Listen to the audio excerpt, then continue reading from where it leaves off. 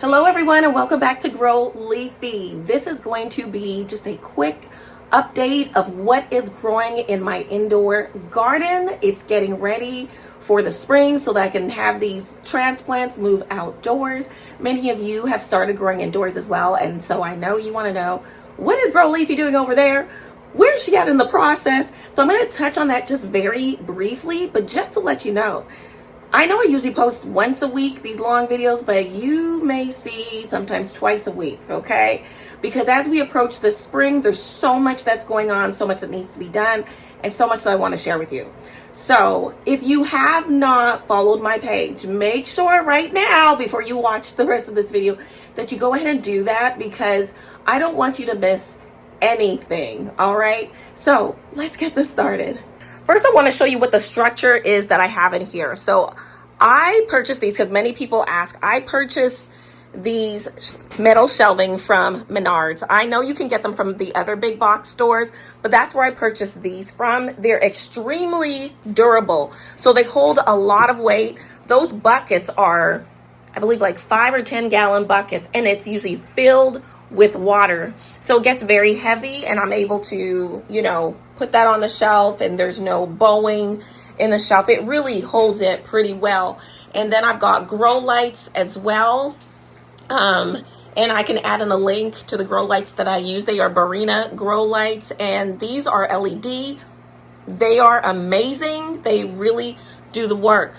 So I have a lot that's going on in here. So let me first get started on this side over here. So I have a lot of different things that are sprouting. And so this is kohlrabi, and then let's see what else over here. These are other cool, loving type plants. So I have kohlrabi that's sprouted over here. Take a look at that. And then also some purple bok choy cabbage on this side right here. So that's the purple one right there. And then I have another pak choy, the white cabbage, that is growing right there. And as well, you will find this needs to be watered as well. But this is, this is why I have to write things down, because I can easily forget. There it is. It's over here. German chamomile. I knew it was something like that. I was just like, what was the name of that? So German chamomile. There's a bunch in there, so I just need to thin it out and take what I need. I also have on this tray just some things. They just take so long to get going. But I've got some coneflowers. Not a lot of them germinated. I was hoping that there would be more. So I may do another round of this and maybe strategize a little bit differently. But I've got coneflower, purple coneflower, and then another coneflower that was gifted to me.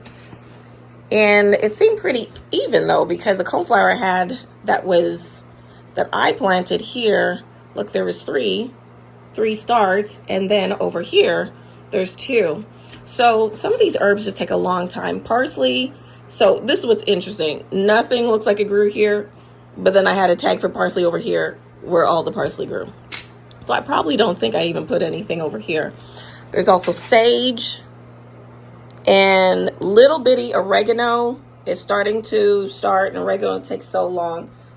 The rosemary, it's like, where you at, rosemary? Get with the program, because good thing I have rosemary growing in other places, because I don't know what's going on there.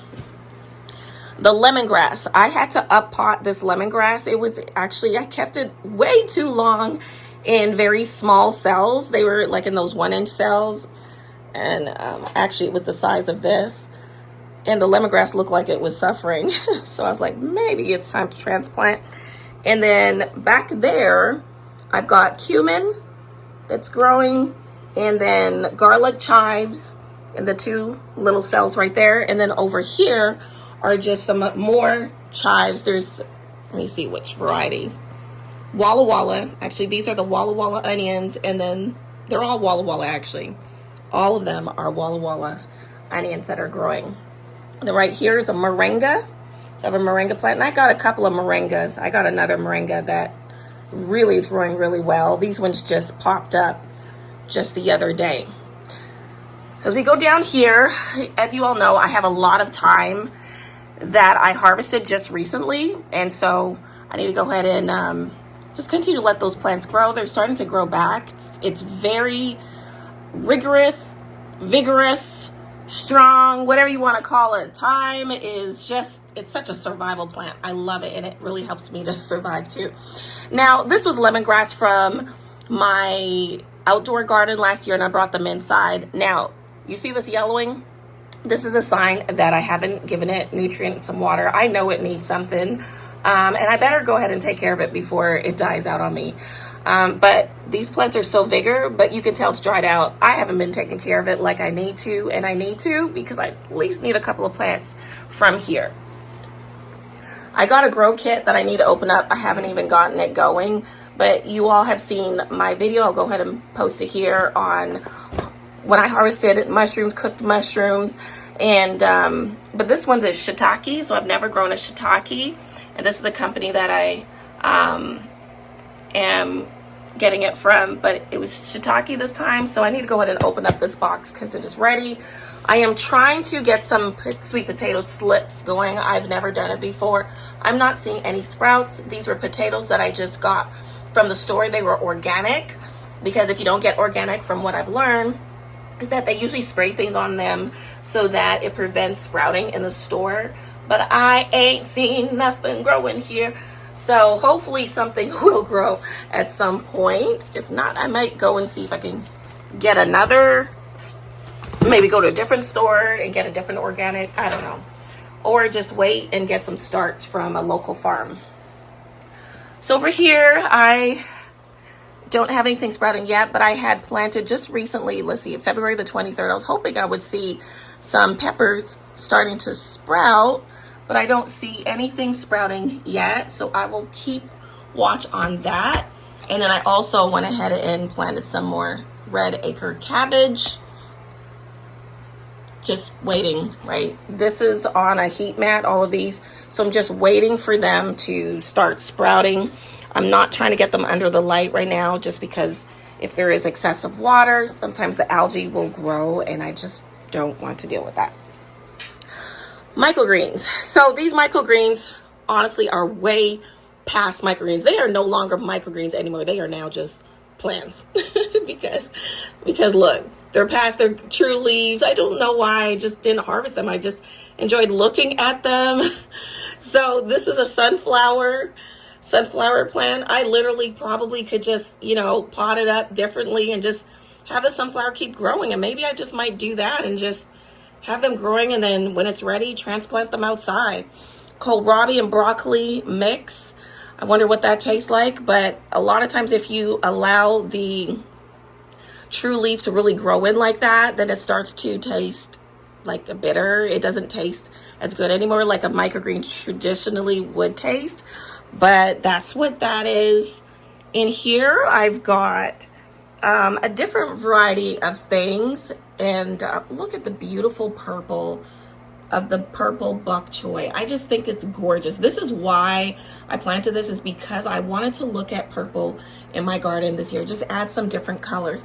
But this is for my hydroponic system. That's why I have rock quills, and also because I want to grow vertically in a tower. And so I've got pak choy white cabbage, collards, which are over here. And then, like I mentioned, the bok choy purple, and then nothing came out of those ones. So they didn't have a really good germination rate. I'll just have to strategize and do that differently. So up here is just a little, look, they're never little. The time they grow very big, but I just had it in a little jar. It started like super tiny. It was this small. And I just said, what would happen if I just put that in a little jar? And that's what came out of it. Now, that is the moringa plant that I said there's another one that's growing. There it is. It's doing very well. And then here I also had some microgreens as well that I said now have become plants. And if it was warm outside, I would be able to just plant that. Look, the shell, it's just coming off the seed shell. I would plant them outside, but it's not ready. And really this was for just eating inside. So yeah, went right past that, but it was so beautiful just having color in here. I guess I just enjoyed looking at the plants. So that was pumpkin. And actually, when I got this pumpkin in the back to the pumpkin season, it was back in the fall, and I'm going to post a video right here where I was chopping up old pumpkins that people had from Halloween and putting in my compost so that the compost would have that nitrogen. It just needed that. And so I was making a fresh new compost, and I needed a lot of just materials to put in there. That's where these seeds came from. But so look at that. See the benefits of what you can do when you recycle and use things for different things. Now, cilantro, this was not really anything I'm doing that much with, and that's not a lot, but let me just tell you a quick story about that. I had my own seeds that I had harvested, so those are my seeds. Yeah, those are my babies. But I just wanted to see how they would do. At least I know that my seeds did germinate. It wasn't a lot that did. So in my opinion, maybe 50-50 viability, but at least that I know that there is viability. So it's better than nothing. So 3 key things that I just want to mention, especially when you're getting started indoors, just 3 things, maybe even 4.